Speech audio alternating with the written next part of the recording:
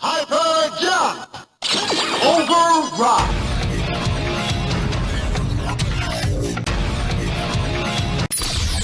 Progrise! Warning. This is not a test. Hybrid ride! Shining! Hopper! No chance of surviving this shot. Hello YouTube, this is Charlie426, and today we have the review of the Premium Bandai exclusive, or P-Bandai exclusive, SHF Kamen Rider Zero One Shining Assault Hopper.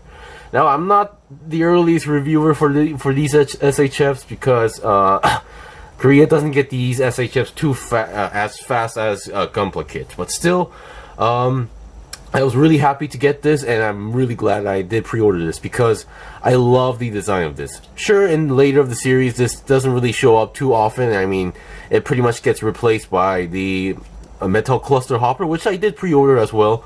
But still, design-wise, I do like this design as well. So as you can see, I brought out the box on the back, and then the regular SHF Kamen Rider Zero One, his base form, in the back to give you guys some comparisons later. Okay, other than that, let's start the review. So let's talk about components. So first of all, what you get, of course, is obviously Kamen Rider Zero One Shining Assault Hopper himself. Really loving the design, and definitely I see some improvements compared to Zero One as well. Alright, and now let's get the accessories or components. So other than the rider himself, oh yeah, hand-wise, I currently gave it the current figure, the fist hands at the moment. Here are some other hands. So you technically get 4 sets of hand and 1 extra hand right over there. So I'll go over that one by one. So other than the fist hands, here we have some fully open hands. Here are the fully open hands for left and right. So that's that. And now these hands may look like pointing fingers, but no, these are, well, kind of pointing fingers, but compared to this one, which is a full-fledged pointing finger, but actually has a closed-up fist. So you only get this one for the right hand for some reason, and these other two are kind of like semi-open and semi-pointing fingers for left and right. So yeah, and I would like to say that there is some purpose for these hands, for this kit, or I mean for this figure, at least for me. And then here we have the multi-purpose hands, which is pretty much the hands that you'll be using to grab the weapons or hold the weapons. Alright, and finally the weapon, where the regular Zero One base form did not come with a weapon. Shining Assault Hopper at least comes with one weapon, or half of his weapon. So here we have the Authorize Buster Axe Mode. So you only get the axe mode, and this thing does not fold up or close up. So yeah, which I'm actually glad, because if it were to close up and open up, and then you can like move the handle left and right, I think it would have some stability issues. But still, really loving this design as well. So if you guys are wondering where's the Assault Buster gun mode, basically, you get that by pre-ordering the Assault Wolf figure. So SHF Kamen Rider Vulcan Assault Wolf form. Yes, I did pre-order that as well.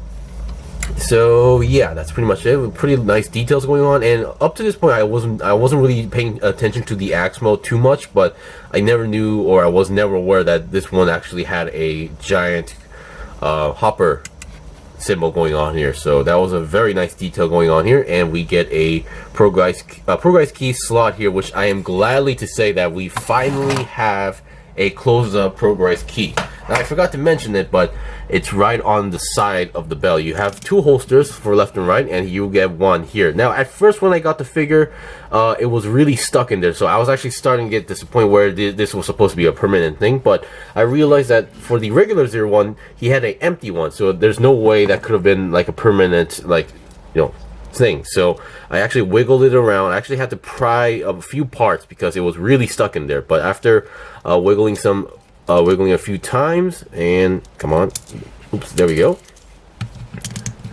Now it might get a little bit tricky to get out at first, but once you wiggle and pry it open a little bit, you can get the progress key out there. So here we finally have the closed up progress key.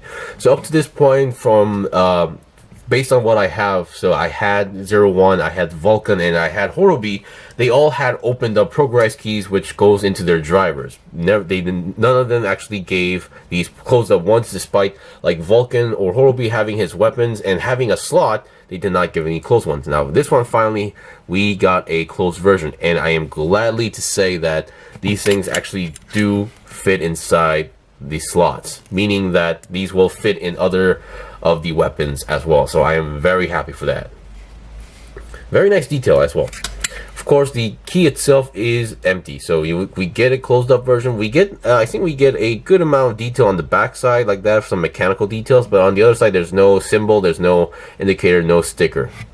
And yeah, so I guess this could be a very good chance for those who like to paint, a little bit hardcore, I guess, but yeah, nothing is impossible at this point. All right, before we start, I would like to show you guys the box. Here we have the box. Being a premium Bandai exclusive, there's no window cover as well. I'm kind of used to that as well, so yeah. So since we have Shining Assault Hopper, and then they did announce a Shining Hopper for a Tamashii Nation's web shop exclusive or event exclusive, but I've heard someone who knows their stuff and saying that there is a chance that the Shining Hopper will be released as another, you know, premium Bandai, you know, extra. So if the price is like between these two, I'll give it a shot, but if it's like price exactly the same as Shining Assault Hopper, I may have to pass on it. Alright, so before we go on to articulations, here are some comparisons. So obviously, for those who don't know, this is Zero One's upgrade form as well, one of the upgrade forms. Technically he has one more form between these, but that came out, that was just announced, so it's a much more simpler form. Just imagine this form without the blue sections and that orb section in the middle. So yeah, so yeah, we can definitely see design wise there has been some major upgrades going on here. So Zero One being very simple, while Zero Shining Assault form definitely has something packed into him as well. Looking at the back, definitely, obviously, well, this is Zero One base form, and Shining Assault form is definitely more close or based on the Shining Hopper forms, which is why we can see some different forms. So yeah, so I guess comparison may not have been too necessary. Alright, so let's go on to the review. So once again, I would like to mention that I do not have any neon lights, but these yellow parts do react to them, and I did see someone do it on YouTube, so yeah. Okay, so let's see what we got. So the eyes, definitely loving those bright red eyes. Clear visor, I mean clear piece on the eyes. Even on the chest is a very nice detail, and we can even see the inside of the details, which allows this form to access or activate the shine system as well. So the head can go down that much, and then a little bit more, and then up quite much as well. We can move the head pretty freely left to right, and then I would say 360 would be possible, but these parts are blocking the way, so once again you're gonna have to force your way around, and I do not want to do that. And if I had to point out, maybe one thing is that if there is a fragile part, or a part that you could accidentally break if you're not aware, would be these fins slash horns or antennas, because these parts they're not too fragile, but these are the parts where you can accidentally drop the figure like this, or you can actually like trying to attach the hand, and you were trying to like you grab the head to, you know, to make this figure stable while putting the hand in, you might accidentally bend or break it. So just be careful, which I did have some experience with a different figure. Alright, so before we go to the arms, let's look at the body. The body has pretty good articulation. We have a pretty much good ab crunch going on here. 360, wait. Oh, okay, 360 is possible. Of course, that might cause a little bit of problems in some areas. Oh, there we go. There we go. Yeah, so do not force it, because 360 is not a common thing for SHF figure arts, because once again, this thing is getting stuck inside this section, so just make sure that you are not forcing anything. And I did actually, right now, I paint chipped a little bit on the belt. So 360 is possible, but don't try to do it too often, because it's not, because you will get some parts, you know, get stuck in there. So, but I would like to mention that 360 is possible, which is kind of interesting, because once again, I would like to mention this multiple times, there's a human inside there, so there's no, and I'm pretty sure there's no human that can do 360 on their head or on their main body. Alright, other than that, it has very good articulation on the main body. And then The arms. So the shoulder parts or armors are usually your typical connections for most shoulder pieces.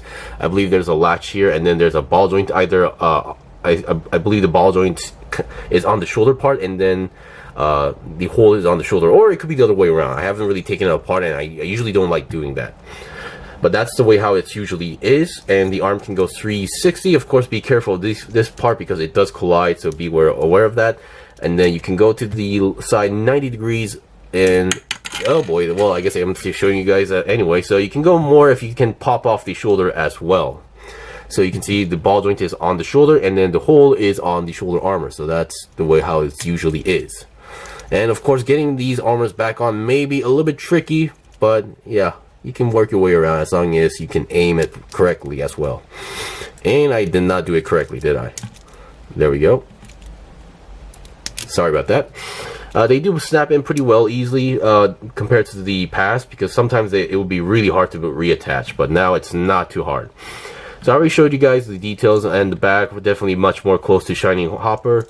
Now the belt definitely a nice detail, pretty much the same belt detail as Zero One base form. And you can take off the progrise key. Once again, opened up form, and they did a pretty good job showing the giant hopper on the progrise key and the symbol. Now the handle is not detachable like the actual toy and show, so don't try to force it. I've tried doing it, and no, it doesn't. And now the legs. Now, one thing I had one issue with the Zero One form base form legs was that I think this might be kind of similar, but when I don't have any problems with the side swivel, that's pretty good. And then I believe it when it comes to moving to the side, you can see the design here. This extra part here kind of gets in the way, so it takes up a space inside the waist area or the side area, hence not being able to go to the side 90 degrees. Other than that, well, yeah.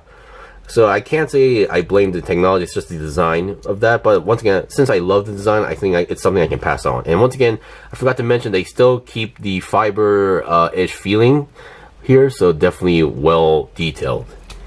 And then you can move the legs about 90 degrees to the front, and then we have a nice double jointed bend going on here. Back wise, once again, it doesn't go directly back, it goes kind of to the side back like that. So yeah, due to the design, so you can see the back section right over here is much more wider compared to the front section here. So obviously because of that, you can't go directly back for the legs. And then the feet, we still have these boot details, boot design details going on here. That's what I've heard. And then we have a nice pivot going on here, and then I believe toe bend is still there. And let's see, there's one thing I need to check. Yes, and you can rotate the feet 360, because I believe depending on the figure, some figures don't have that feature. Alright, so we're done with the basic articulation, and definitely loving the design, and articulation is pretty much acceptable or superb if you ask me, other than maybe the side area. So yeah, once again, I'll be right back with the demonstration. Okay, I'm back. So currently, there's not much to demonstrate when it comes to equipment. So this is pretty much it. So I attached the Authorize Buster Axe mode onto the hand. Once again, I really love the scene where Shining Assault Hopper and Jin were fighting. Definitely love that episode. So yeah, you can always do, if you have an extraction base like this, you can always do this jumping pose with the axe going on here as well. And I would like to mention that I think if there's one issue with the axe, is that it's not the axe itself, it's just the hands that were given with it. So you can see it's using the multi-purpose hand. So I would suggest you kind of hold around the trigger area, because if you kind of grab the lower area, it's a little bit more wobbly than usual, but still it does hold it pretty well. But at this point, I do wish, because if you look at Kamen Rider weapons these days, whether it's a gun, it's a sword, it's a bow, or a spear, whatever, they always have triggers like these, and these triggers are pretty much the activation button for the final attack form, or the final attack mode. So yeah, I think having a trigger finger might have been also good for this figure as well. And also, oh yeah, also the progress key, it doesn't really matter which way you slot it in, as long as it's the correct direction. So let me just actually get the key out. So currently I plug it in this way, but it does also work like this. If you flip it around, it still fits. So I did not buy any weapons for the toys this time, so I am a little bit confused which way it was supposed to go in. So I might need to recheck the show. But overall, yes, it does. I am really happy that this figure comes with a closed up progress key, and these keys actually fit inside these weapons, so very good. And that's pretty much it for the review. I would like to apologize for the messy middle section where I moved the body 360 and got the belt stuck in there, so just be careful not that doesn't happen to you, because yeah, I got a little bit paint chipping, but at least it's the back of the belt, so I don't really care for that section as well. Anyway, this was the review for the Premium Bandai exclusive or P-Bandai exclusive SHF Kamen Rider Zero One Shining Assault Hopper form. If you guys got any questions or requests, in comment below. I still have more stuff to buy and build and make reviews out, so please stay tuned. Until then, see you guys next time.